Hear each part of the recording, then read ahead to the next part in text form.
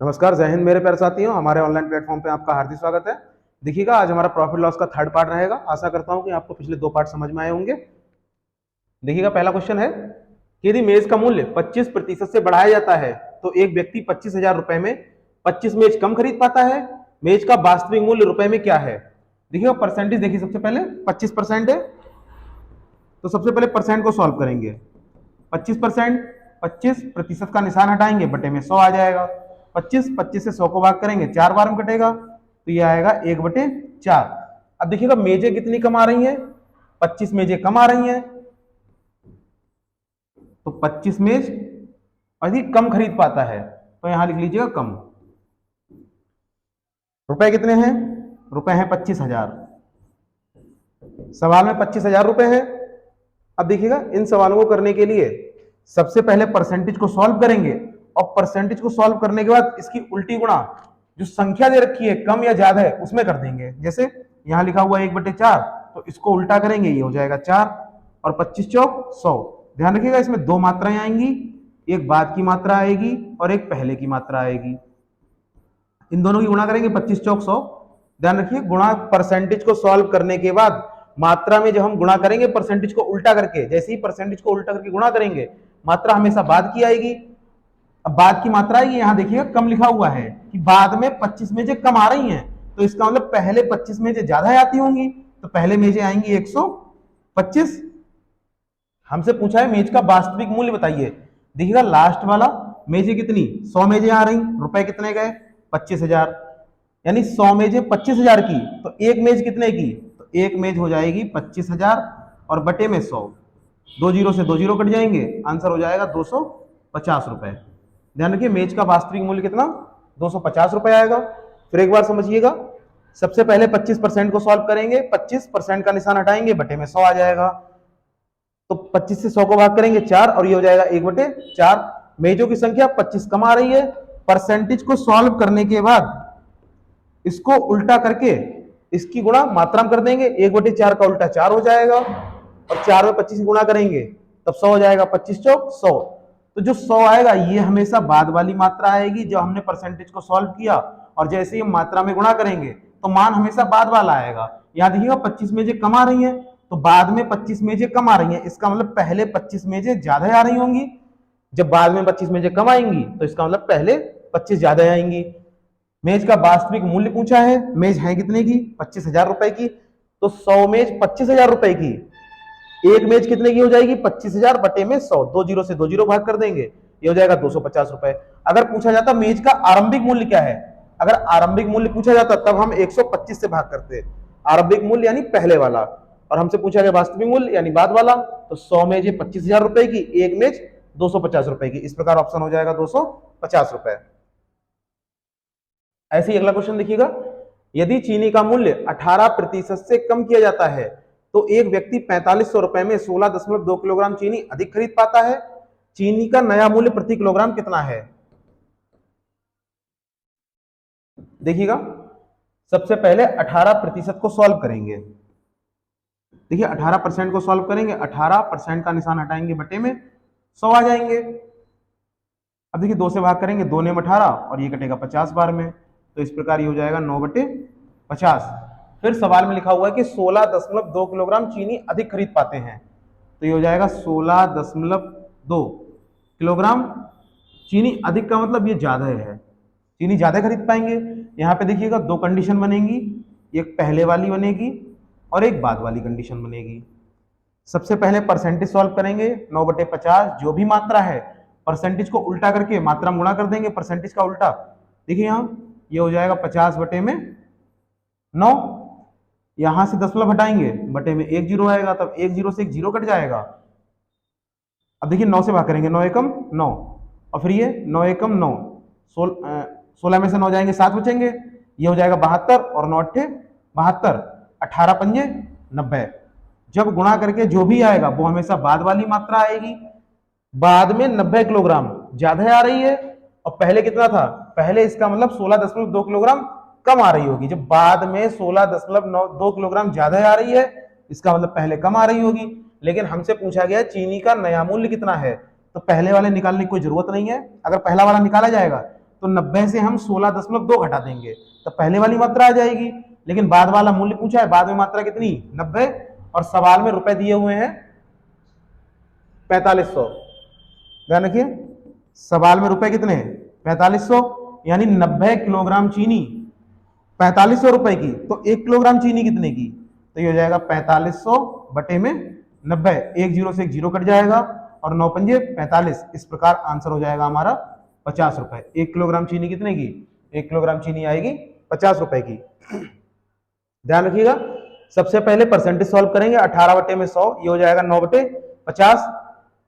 Percentage को solve करने के बाद इसकी उल्टी गुणा मात्रा में करेंगे, मात्रा थी सवाल में 16.2 किलोग्राम, तो ये हो जाएगा परसेंटेज का उल्टा 50 बटे 9, और इसकी हम गुणा कर देंगे 16.2 किलोग्राम में, ये ज्यादा आएगी।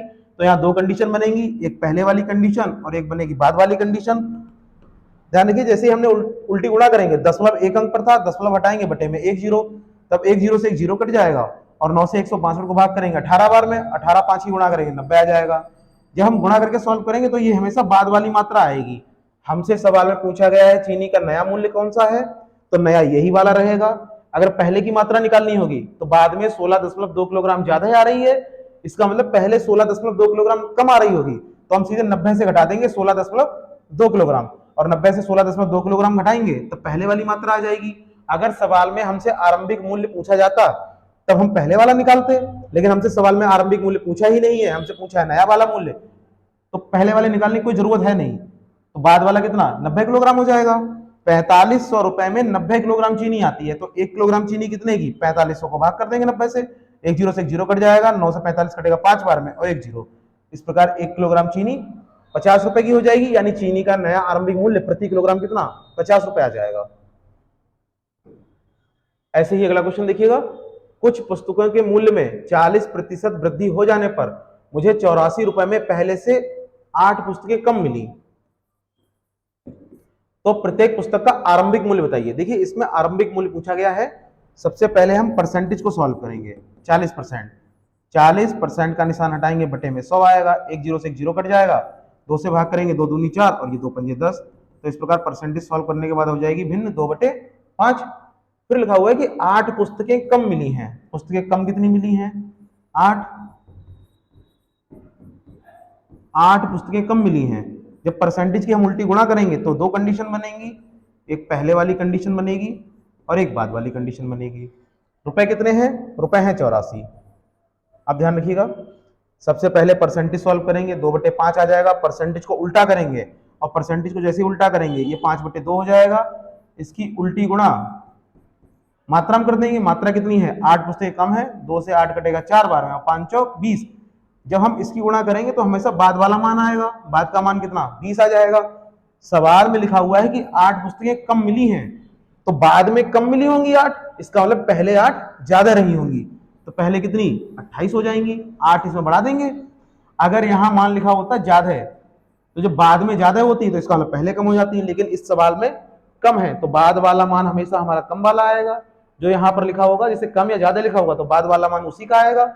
यहाँ लिखा हुआ है 8 पुस्तकें कम थी तो बाद में 20 है, तो पहले इसका मतलब 8 ज्यादा रही होंगी।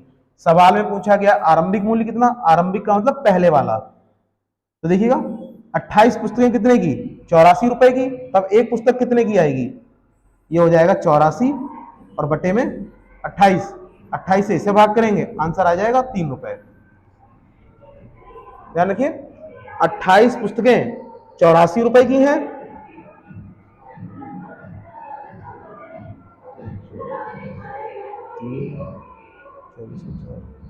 देखिए 28 पुस्तकें 84 रुपए की हैं, तो एक पुस्तक कितने की 84 बटे में 28। इस प्रकार आंसर आ जाएगा हमारा 3 रुपए। आरंभिक मूल्य पूछा था तो इसलिए पहले वाले से भाग किया, पिछले वाले सवाल में आरंभिक मूल्य नहीं नया मूल्य पूछा था तो दूसरे वाले से भाग कर दिया था।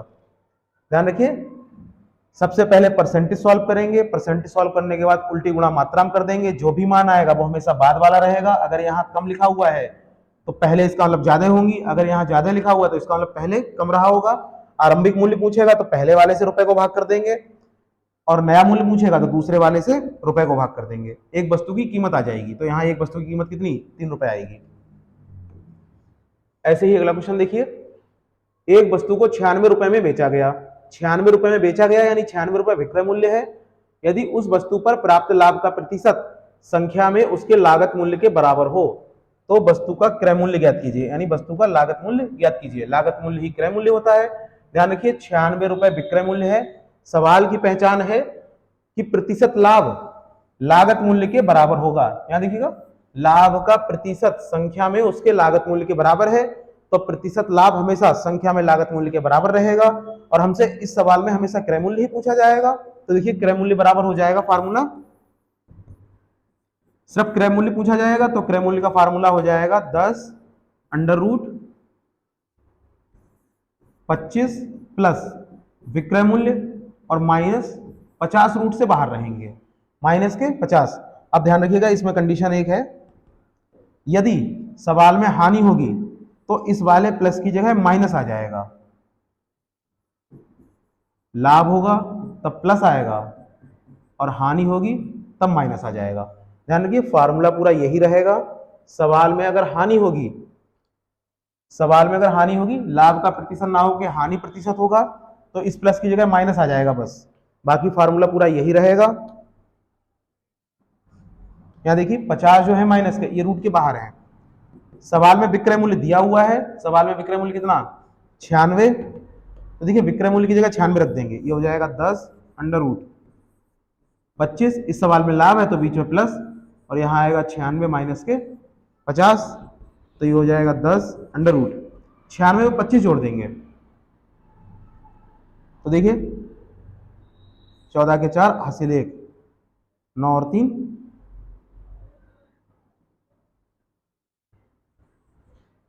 11 और 1 12।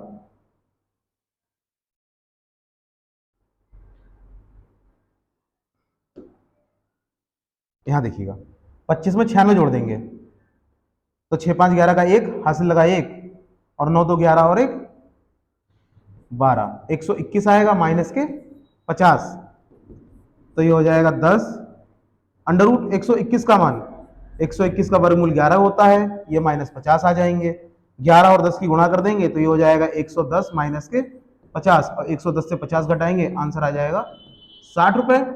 देखिएगा आंसर इस प्रकार 60 रुपए आ जाएगा। सवाल की पहचान है कि क्रय मूल्य लागत मूल्य के बराबर रहेगा, तब हमें क्रय मूल्य ही पूछा जाएगा और क्रय मूल्य निकालने के लिए हम करेंगे क्रय मूल्य बराबर 10 गुणा अंडर रूट 25 प्लस माइनस विक्रय मूल्य और रूट के बाहर माइनस के 50। देखिए ये फार्मूला रहेगा, क्रय मूल्य बराबर 10 अंडर रूट 25 प्लस विक्रय मूल्य माइनस के 50। अगर यहाँ लाभ होगा तब प्लस आएगा, अगर हानि होगी सवाल में तब माइनस आ जाएगा। सवाल में विक्रय मूल्य 96 दिया है, मान रख देंगे 10 अंडर रूट 25, सवाल में प्लस है प्लस लगाएंगे 96 माइनस के 50, 96 में 25 जोड़ेंगे 121 हो जाएगा, 10 अंडर रूट 121 माइनस 50, 121 का वर्गमूल 11 होगा, 11 और 10 की गुणा 110 और माइनस के 50, 110 से 50 घटाएंगे आंसर हो जाएगा 60 रुपए। अब देखिएगा ये तो फार्मूले से है, अब एक लाइन में देखिएगा क्वेश्चन, अब देखिएगा एक लाइन में आंसर। सवाल में विक्रय मूल्य कितना, सवाल में विक्रय मूल्य 96 है, तो एक लाइन में आंसर देखने के लिए सवाल में विक्रय मूल्य 96 है, ऐसी कोई दो संख्याएं जिसकी गुणा 96 आए और बीच का अंतर 10 का हो, ऐसी कोई दो संख्याएं जिसकी गुणा 96 है और बीच का अंतर 10 हो। तो ध्यान रखिए ऐसी दो संख्याएं 16 और 6 की गुणा, 16 छक 96, 16 और 6 की गुणा 96 हो जाएगी, 16 और 6 के बीच का अंतर 10 आएगा।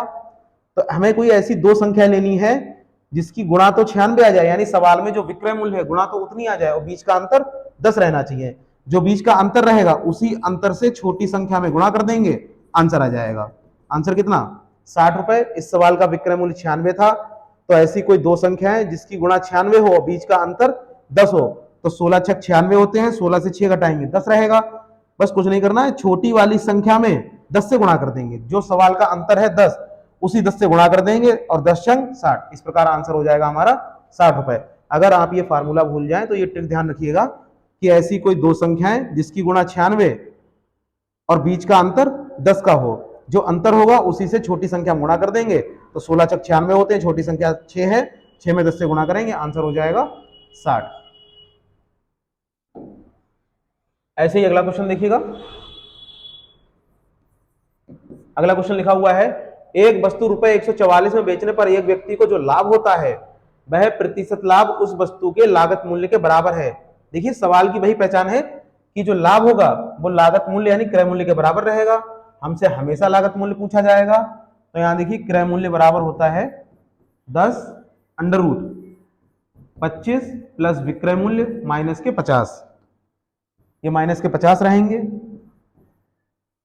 तो देखिए 10 अंडर रूट 25 प्लस, सवाल में लाभ होगा तो प्लस लगा देंगे, और विक्रय मूल्य कितना 144, तो यहां आ जाएंगे 144 और माइनस के 50।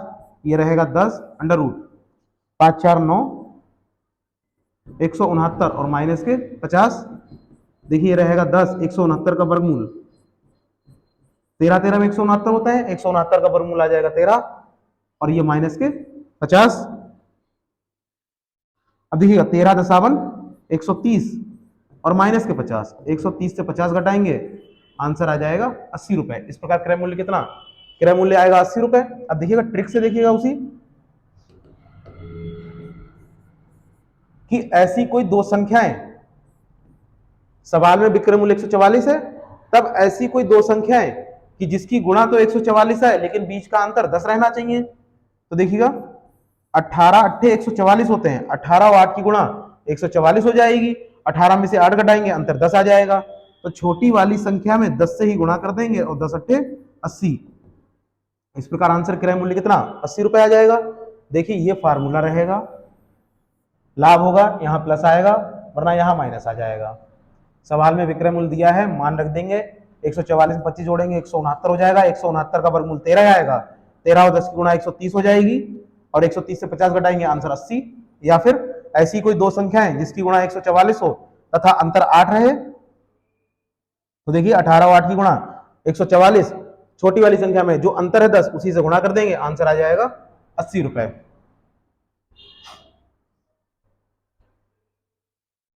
ऐसे ही अगला क्वेश्चन देखिएगा, लिखा हुआ है राम एक वस्तु को 21 रुपए में बेचता है जिससे उसको उतने प्रतिशत की हानि होती है जितने की उस वस्तु की क्रय की थी। यानी हानि प्रतिशत जो है क्रय मूल्य के बराबर है, उस वस्तु का क्रय मूल्य कितना। देखिएगा अभी बताया था कि फार्मूला रहेगा क्रय मूल्य बराबर 10 अंडर रूट 25, लाभ होगा तब प्लस, इस सवाल में देखिएगा हानि है तब यहां माइनस आ जाएगा, माइनस विक्रय मूल्य और माइनस के 50, तो ये हो जाएगा 10 अंडर रूट 25। सवाल में विक्रय मूल्य कितना 21 है, तो ये माइनस के 21 रहेंगे और ये माइनस के 50। देखिए 25 से 21 घटाएंगे तो ये रूट 4 आ जाएगा माइनस के 50।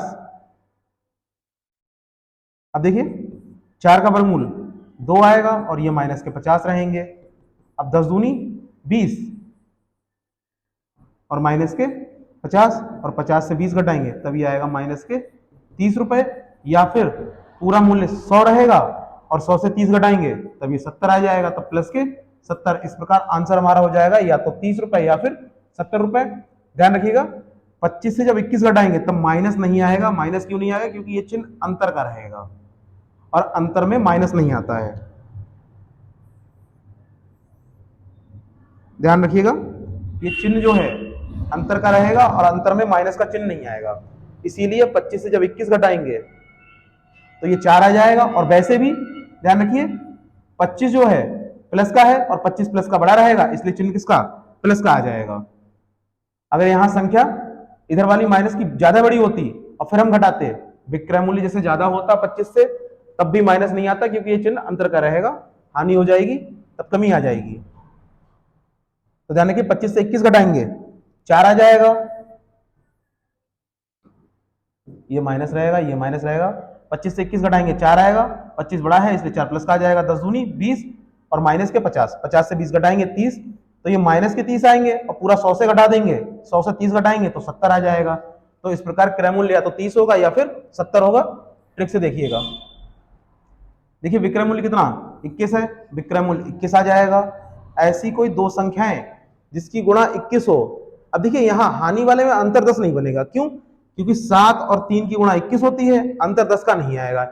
ऐसी कोई संख्या नहीं है जिसकी गुणा 21 बने और अंतर 10 का आ जाए। तो देखिए 7 और 3 की गुणा 7 और 7 यहाँ 21 हो जाएंगे, गुणा 21। तब छोटी संख्या में हम 10 से गुणा करेंगे और बड़ी संख्या में 10 से गुणा करेंगे, तो ये जाएगा 10 सत्ते 70 और 10 तियां 30।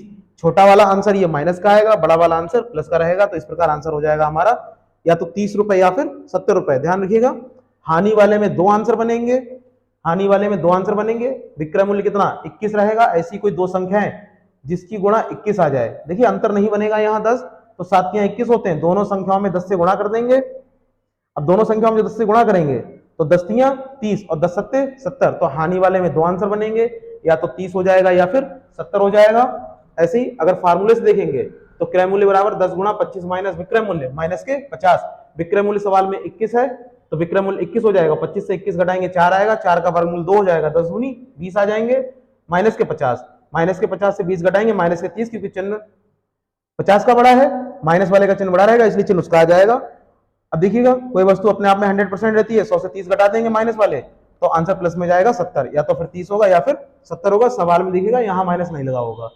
ट्रिक से वही 7 तियां 21 हो जाएंगे, दोनों से गुणा कर देंगे, 10 तियां 30 और 10 सत्ते 70, तो इस प्रकार 70 या 30, इन दोनों में से दोनों आंसर सही रहेंगे, या तो 70 होगा या फिर 30 होगा। माइनस वाले में दो आंसर आएंगे, प्लस वाले में एक आंसर रहेगा। ऐसे अगला क्वेश्चन देखिएगा, एक आदमी एक वस्तु को 20% लाभ पर बेचता है। यदि उसने 20% कम पर खरीदी होती और 5 रुपए कम पर बेची होती तो उसे 25% लाभ होता। वस्तु का क्रय मूल्य क्या होगा? तो ध्यान देखिएगा, एक आदमी एक वस्तु को 20% लाभ पर बेचता है। यदि उसने वह 20% कम पर खरीदी होती, तो देखिए 20% लाभ पर बेचता, सबसे पहले क्रय मूल्य, क्रय मूल्य को हम 100 मान लेंगे। क्रय मूल्य हम 100 इसलिए मानेंगे 100 पे परसेंटेज निकालना आसान रहता है।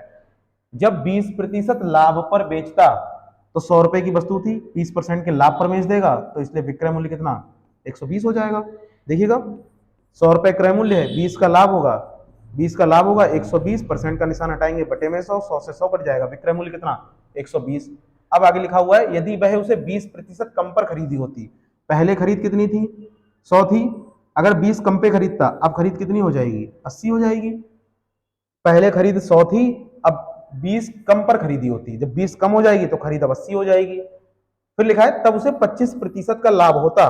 25 का लाभ अब किस पे होगा 80 पर होगा, तो 80 पर जब 25 का लाभ होगा तो 25 का लाभ यानी 125 वस्तु बिकेगी, और वस्तु बिकेगी 125 में तो परसेंट का निशान हटाएंगे बटे में 100 आ जाएगा, एक जीरो से एक जीरो कट जाएगा, 5 से भाग करेंगे तो ये 5 दूनी 10 और 5 25, और यहां भाग करेंगे 5 दूनी 10, 2 से 8 कटेगा 4 बार में, और 25 चौक 100, तो इस बार अब विक्रय मूल्य कितना 100 रुपए हो जाएगा। देखिएगा जब 20% कम पर खरीदी होती तो पहले 100 की वस्तु थी, 20 कम पर यानी 80 में आ जाएगी वस्तु, तब 25 का लाभ होगा। 25 का जब लाभ हो जाएगा तो 80 पर 25 का लाभ होगा, जब 25 का लाभ होगा वस्तु बिकेगी 125 में, परसेंट का निशान हटाएंगे बटे में 100, एक जीरो से एक जीरो कटेगा, 5 से भाग करेंगे 25 बार में, और 5 दूनी 10, 2 से 8 कटेगा 4 बार में, और 25 चौक 100, तो अब विक्रय मूल्य कितना 100 रुपए हो जाएगा। सवाल में हमसे लिखा है तब 5 रुपए कम पर बेची जाती, 5 रुपए कम पर बेची जाती। पहले वस्तु 120 की बेची जा रही थी, अब वस्तु कितने की बेची जा रही है 100 रुपए की बेची जा रही है। कितने रुपए कम पर 20 रुपए कम पर बेची जा रही है। पहले वस्तु 120 की बेची जा रही थी, अब 100 की बेची जा रही है। देखिए वस्तु कम पर बेची जा रही है कितना 20 रुपए कम पर, लेकिन सवाल में लिखा हुआ है कि 5 रुपए कम पर बेची जा रही है, तो 20 ना कम होकर कितने 5 रुपए कम है, तो ये हो जाएगा 5 बटे में 20, यानी 20 से 5 को हम भाग करेंगे, 5 बटे 20। वस्तु का क्रय मूल्य पूछा है, क्रय मूल्य देखिए हमने कितना मान रखा, क्रय मूल्य हमने माना है 100, तो ये 5 बटे 20 गुना है, और क्रय मूल्य 100 है, 100 से गुणा कर देंगे, और 20 से 100 कटेगा 5 बार में, और 5 और 5 की गुणा 5 25। इस प्रकार क्रय मूल्य कितना वस्तु का क्रय मूल्य आ जाएगा 25 रुपए।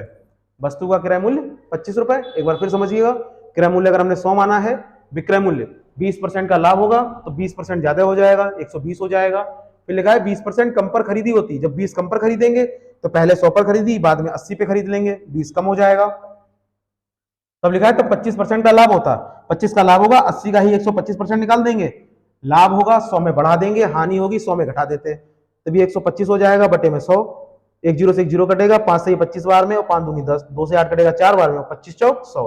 अब विक्रय मूल्य 100, यहाँ वस्तु पहले 120 की बिक रही थी, बाद में 100 की बिकने लगी, 20 रुपए कम पर बिक रही है, लेकिन सवाल में कितने कम पर 5 कम पर बिक रही है, तो 20 ना होकर 5 हो जाएगा, तो ये हो जाएगा 5 बटे 20, 20 से 5 को भाग करेंगे 5 बटे 20 रहेगा, क्रय मूल्य पूछा है, क्रय मूल्य हमने मान रखा था 100, 100 से ही हम इसमें गुणा कर देंगे, 20 से 100 कटेगा 5 बार में, 55 25, यानी इस प्रकार क्रय मूल्य हमारा कितना 25 रुपए आ जाएगा।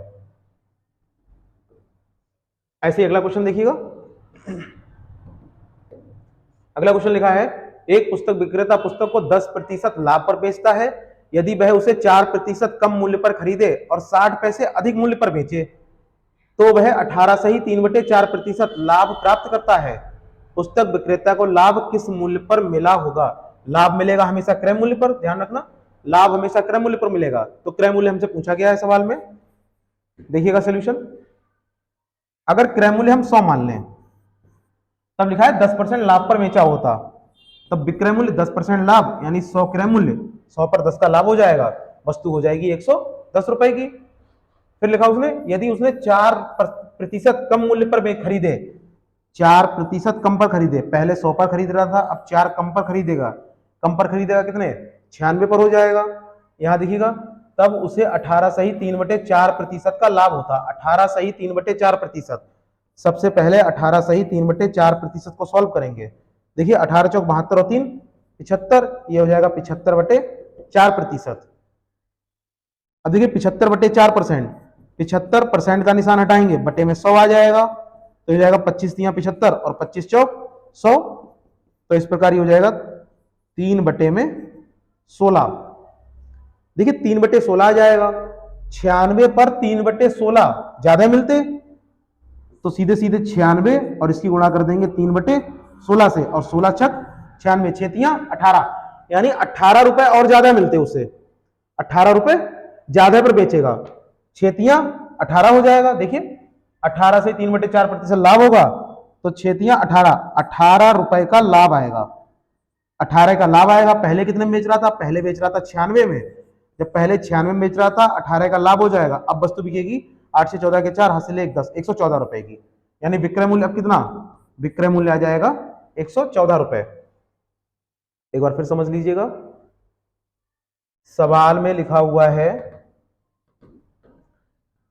क्रय मूल्य हम 100 मानेंगे, विक्रय मूल्य पहली लाइन में 10% है, सीधे सीधे 110 हो जाएगा।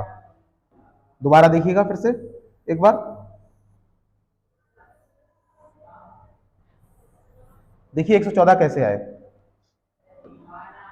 लिखा है 4% कम पर खरीदी जाती, तो 4 कम पर खरीदेगा, पहले 100 पे खरीद रहा था, अब 4 कम हो जाएंगे, तब 96 में खरीदेगा। फिर लिखा है 18 सही 3/4% का लाभ हो जाता, तो सबसे पहले हम सॉल्व करेंगे 18 सही 3/4% को। देखिएगा 18 चौक 72, 72 और 3 75 और बटे में 4% का निशान हटाएंगे, बटे में 100 आ जाएगा, 25 से भाग करेंगे, 25 तियां 75 और 25 चौक 100, तो ये हो जाएगा 3/16।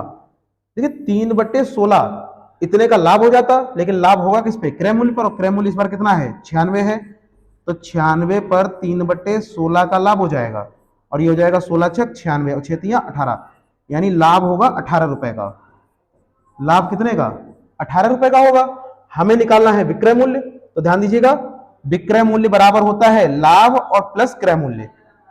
विक्रय मूल्य बराबर हो जाएगा क्रय मूल्य प्लस के लाभ, और क्रय मूल्य कितना 96 है और लाभ हुआ है 18 रुपए का, तो 96 में 18 जोड़ देंगे, तो इस प्रकार विक्रय मूल्य कितना 114 रुपए आ जाएगा। आशा करता हूं समझ में आ गया होगा। देखिएगा 96 प्लस 18 जोड़ देंगे 114, इस प्रकार विक्रय मूल्य कितना 114। अब सवाल में देखिएगा, तब लिखा हुआ है कि 60 पैसे अधिक मूल्य पर बेचे, 60 पैसे अधिक मूल्य पर। पहले हम वस्तु बेच रहे थे 110 में, अब हम वस्तु बेच रहे हैं 114 में। कितने ज्यादा पर बेच रहे हैं? 4 ज्यादा पे बेच रहे हैं, हम 4 रुपए ज्यादा बेच रहे हैं। सवाल में लिखा है 60 पैसे पर, देखिए 60 पैसे ज्यादा पर है, पैसे को रुपए में बदलेंगे, और पैसे को रुपए में बदलने के लिए 1 रुपए में 100 पैसे होते हैं, तो हम 100 से भाग कर देंगे, एक जीरो से एक जीरो कट जाएगा, बटे में जितने जीरो उतने अंक के बाद दशमलव, तो ये हो जाएगा 0.6, यानी 0.6 रुपए। तो हम 4 रुपए ज्यादा हम ना बेच के 0.6 रुपए ज्यादा हम बेचेंगे, तो ये हो जाएगा 0.6 बटे में 4 गुना। और पूछा है किस मूल्य पर, तो देखिए क्रय मूल्य कितना 100 था, तो ये हो जाएगा 0.6 बटे में 4 और गुणा 100, 4 से 100 कटेगा 25 बार में, और 25 छंग 150, 150 0.1 अंक पर है, तो हम 0.1 अंक पर लगा देंगे, और 0.0 का जीरो का कोई मतलब नहीं, तो इस प्रकार आंसर हमारा हो जाएगा 15 रुपए। ध्यान रखिए आंसर हो जाएगा 15 रुपए।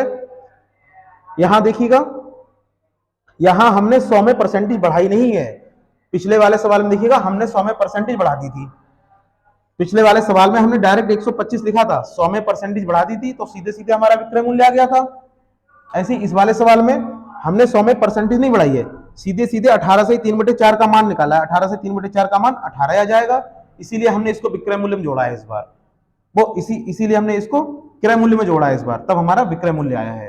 पिछली बार हमने सीधे परसेंटेज में ही 100 बढ़ा दिए थे, तब डायरेक्ट विक्रय मूल्य आया था। इस बार हमने सीधे परसेंटेज का ही मान निकाला है और परसेंटेज का मान कितना 18 आ जाएगा, तब हमने 18 को क्रय मूल्य में जोड़ दिया है। आंसर आ जाएगा हमारा 15 रुपए। ऐसे अगला क्वेश्चन देखिएगा, एक व्यक्ति किसी वस्तु को 20% लाभ पर बेचता है। यदि वह इसे 20% कम पे खरीदता तथा 5 रुपए कम में बेचता तो उसे 25% लाभ होता। देखिएगा क्वेश्चन, क्रय मूल्य को हम 100 मान लेंगे, विक्रय मूल्य देखिए 20% लाभ, तब विक्रय मूल्य 20% का लाभ हो जाएगा, 100 पर 20 का लाभ यानी विक्रय मूल्य कितना 120 आ जाएगा। वह इसे 20% कम पर खरीदता, पहले 100 में खरीद रहा था, अब 20 कम पर खरीदेगा, अब खरीदेगा 80 में, तब उसे 5 रुपए कम पे बेचता और 25% का लाभ हो जाता। देखिए 25 का लाभ हो जाएगा तो 80 पर 25 का लाभ हो जाएगा, और 80 पर जैसे ही 25 का लाभ होगा, सवाल रिपीट हो गया ये, देखिएगा सवाल रिपीट है, फिर से देखें, फिर भी देख लीजिएगा कि 25% का लाभ होगा, 25 का लाभ तब 125 और परसेंट हटाएंगे बटे में 100, 25 से भाग करेंगे, 25 पंजे 125 और ये 25 चौक 100, 4 से 80 कटेगा 20 बार में और 20 पंजे 100 आ जाएंगे। यहाँ देखिए 100 पहले 120 में बेच रहे थे, अब 100 में कितने रुपए कम पर 20 कम पर, 20 ना होकर सवाल में कितना लिखा है 5 कम पर बेच रहे हैं, तो ये हो जाएगा 5 बटे में 20, तो ये 5 बटे 20 और क्रय मूल्य कितना 100 था, 100 से गुणा कर देंगे और 20 से 100 कटेगा 5 बार में और 5 25, यानी कि आंसर आ जाएगा 25 रुपए। ये सवाल रिपीट हो गया, पीछे वाला सवाल था ये। ऐसे अगला क्वेश्चन है, लिखा है यदि एक वस्तु के लाभ और बिक्री मूल्य के बीच, देखिए सवाल में लिखा है लाभ और विक्रय मूल्य के बीच, लाभ और विक्रय मूल्य के बीच अनुपात 1:5 का है, यानी लाभ 1 है और विक्रय मूल्य कितना 5 है, तो उस वस्तु के विक्रय मूल्य और लागत मूल्य के बीच अनुपात बताना है।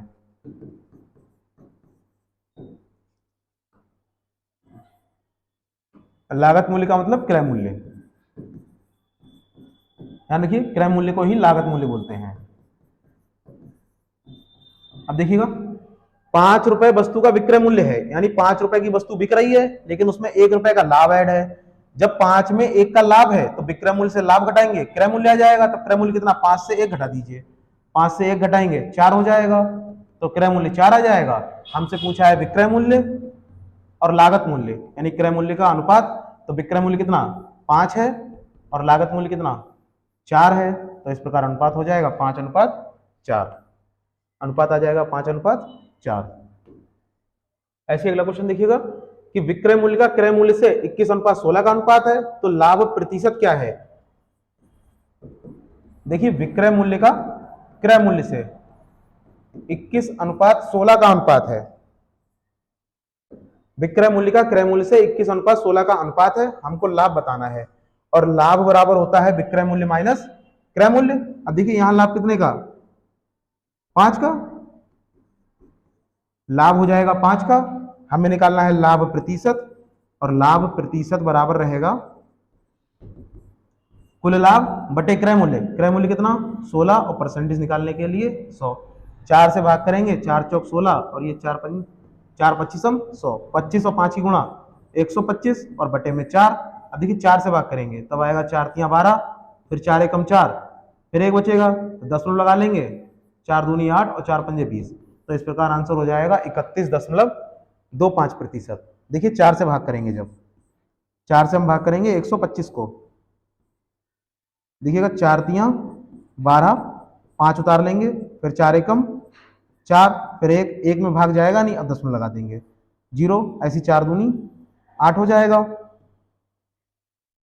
अब देखिए 10 से 8 घटाएंगे 2 बचेंगे, 10 लगा है 0 बढ़ा लेंगे और 4 पंजे 20, तो आंसर हो जाएगा 31.25। इस प्रकार आंसर आएगा 31.25%। देखिए विक्रय मूल्य से क्रय मूल्य घटा देंगे, लाभ आ जाएगा, और परसेंटेज लाभ निकालने के लिए कुल लाभ बटे में क्रय मूल्य और गुणा 100। ऐसे अगला क्वेश्चन देखिएगा, यदि एक वस्तु को बेचने पर 23% की हानि होती है तो उसके क्रय मूल्य तथा विक्रय मूल्य का अनुपात क्या होगा। देखिए यदि एक वस्तु को बेचने पर 23% की हानि होती है तो उसके क्रय मूल्य और विक्रय मूल्य का अनुपात, हमें क्रय मूल्य और विक्रय मूल्य का अनुपात बताना है। अगर हम क्रय मूल्य को 100 मान लें और 23 की हानि हो जाए, यानी 100 रुपए की वो वस्तु थी और 23 की हानि हो गई, जब 23 की हानि हो जाएगी तब वस्तु कितने की, वस्तु हो जाएगी 77 रुपए की। ध्यान रखिए 100 से 23 घटा देंगे और 100 से 23 घटाएंगे तो यहाँ हो जाएगा 7 और 9 में से 2 जाएंगे 7, यानी विक्रय मूल्य कितना, विक्रय मूल्य आ जाएगा, विक्रय मूल्य आ जाएगा 77। तो इस प्रकार अनुपात कितना, अनुपात आ जाएगा 100:77। ध्यान रखिए विक्रय मूल्य को हमने, क्रय मूल्य को हमने 100 मान रखा है, क्रय मूल्य जैसे ही हम 100 मानेंगे 23 की हानि हो जाएगी। जैसे तुम्हारे पास कोई वस्तु थी 100 रुपए की है, अगर 23 रुपए कम पर मिल जाए तो 23 रुपए जब कम पर तुम बेच दोगे तो तुम्हें हानि हो जाएगी, और जैसे ही हानि होगी तो 23 रुपए तुम्हें कम मिले हैं, खरीदी तुमने 100 की थी, 23 कम मिलेंगे, अब रुपए तुम्हें कितने मिले 77, तो वस्तु का विक्रय मूल्य कितना 77 हो जाएगा। यही पूछा गया है क्रय मूल्य और विक्रय मूल्य का अनुपात, तो क्रय मूल्य और विक्रय मूल्य का अनुपात कितना 100:77। तो इस प्रकार आंसर हो जाएगा 100:77। अगला क्वेश्चन देखिएगा, एक कुर्सी का विक्रय मूल्य 1386 है, यदि हानि प्रतिशत 23% है तो कुर्सी का क्रय मूल्य ज्ञात कीजिए। देखिएगा सवाल में हमें विक्रय मूल्य दिया गया है और हानि की परसेंटेज दी है 23, लेकिन विक्रय मूल्य को ही विक्रय मूल्य के बराबर रखेंगे। अगर 23 की हानि हो जाएगी तो वस्तु बिकेगी 77% पर। सीधे सीधे ध्यान रखिए, हानि होगी 100 में घटा देंगे, लाभ होगा 100 में बढ़ा देंगे। हानि हुई है 23 की तो वस्तु बिक जाएगी 77% पर, यानी विक्रय मूल्य 77 है। 77 ना होकर सवाल में कितना है 1386 रुपए। हमें बताना है क्रय मूल्य, और क्रय मूल्य अपने आप में 100% होता है। तो देखिए 1386 और बटे में ये 77 आएंगे और गुणा ये वाले 100 आ जाएंगे। देखिए परसेंटेज का निशान इसलिए लगाएंगे, यहाँ परसेंटेज लगाएंगे, यहाँ परसेंटेज लगाएंगे, तो परसेंटेज से परसेंटेज का निशान कट जाएगा, इसलिए हो जाएगा 1386 बटे में 77 गुणा 100। अभी 11 से भाग करेंगे, 11 सत्ते 77 और ये 11 से कटेगा 11 एकम 11, 2 11 दूनी 22 और 11 छंग 66। 7 से भाग करेंगे तो ये आ जाएगा 7 एकम 7, 5 और 7 अट्ठे 56, 18 और 100 की गुणा हो जाएगी, तो इस प्रकार आंसर आ जाएगा 1800 रुपए। ध्यान रखिए विक्रय मूल्य को ही विक्रय मूल्य के बराबर रखेंगे हमेशा, तो आंसर आ जाएगा 1800 रुपए। अगला क्वेश्चन देखिएगा, एक दुकानदार को 20 घड़ियां बेचकर 4 घड़ियों की बिक्री कीमत के बराबर लाभ होता है, तो उसका लाभ प्रतिशत क्या है। देखिएगा 20 घड़ियां बेचकर 4 घड़ियों की बिक्री कीमत के बराबर लाभ होता है। जब 4 घड़ियों की बिक्री कीमत के बराबर लाभ हुआ, जैसे उसने दुकानदार ने 20 घड़ियां बेची हैं, 4 घड़ियों की बिक्री मूल्य के बराबर लाभ हो गया, तो 4 घड़ियां उसको फ्री पड़ गई, तो घड़ियों की कीमत मिली कितनी 16 घड़ियों की कीमत। जैसे 20 में से 4 फ्री हैं तो घड़ियां बचेंगी कितनी 16 बचेंगी।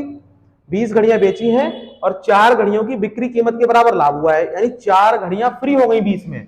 जब 20 में 4 घड़ियां फ्री हो जाएंगी या फिर 4 घड़ियों की जो बिक्री कीमत थी उतना लाभ हो जाएगा, तब वही मतलब है कि 20 घड़ियों में 4 घड़ियां फ्री हो जाएंगी, तो रुपए कितने के जाएंगे 16 के, तो बटे में 16 और परसेंटेज निकालने के लिए 100।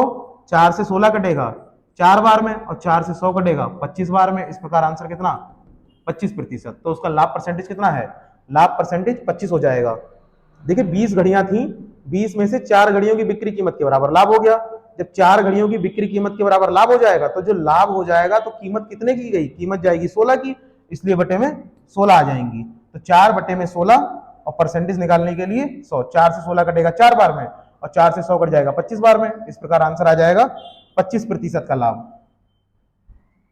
ऐसे ही अगला क्वेश्चन देखिएगा, यदि 50 वस्तुओं का क्रय मूल्य 40 वस्तुओं के विक्रय मूल्य के बराबर है तो लाभ प्रतिशत या हानि प्रतिशत क्या है। देखिए 50 पुस्तकों का क्रय मूल्य, तो 50 वस्तुओं का क्रय मूल्य ये बराबर है 40 वस्तुओं के विक्रय मूल्य के। देखिए जैसा जैसा सवाल बोला है वैसे ही लिखते चले जाएंगे। सवाल में बोला है 50 वस्तुओं का क्रय मूल्य 40 वस्तुओं के विक्रय मूल्य के बराबर है, तो यहाँ देखिएगा क्रय मूल्य विक्रय मूल्य यहाँ गुणा में है, यानी एसपी गुणा में है, बराबर की इधर बटे में आ जाएगा, तो हो जाएगा 40, 50 यहाँ गुणा में है, बराबर को उधर ये बटे में चला जाएगा, एक जीरो से एक जीरो कट जाएगा। तो इस प्रकार क्रय मूल्य बटे विक्रय मूल्य ये हो जाएगा 4/5, क्रय मूल्य कितना 4 और विक्रय मूल्य 5 हो जाएगा। 4 रुपए की वस्तु थी, 5 रुपए में बेच दी, तब लाभ होगा। यानी हमने कोई वस्तु 4 रुपए खरीदी है, 5 रुपए में बेची है, तब लाभ होगा। लाभ होगा हमें 1 रुपए का। लाभ प्रतिशत निकालने के लिए लाभ प्रतिशत बराबर होता है कुल लाभ और बटे में क्रय मूल्य। क्रय मूल्य कितना 4, तब बटे में 4 आ जाएगा और परसेंटेज निकालने के लिए 100। 4 से 100 कटेगा 25 बार में, तो इस प्रकार आंसर हमारा 25% आ जाएगा। 25% का लाभ, बी ऑप्शन सही रहेगा। देखिए 25% का लाभ आ जाएगा। बताइए क्लास कैसी रही है। कुछ भी अगर समझ में ना आया हो तो कमेंट जरूर कीजिएगा, जिससे पता लगेगा कि आपको कितना समझ में आया है, और उसका एक्सप्लेनेशन अगली क्लास में दे दिया जाएगा। थैंक यू, जय हिंद।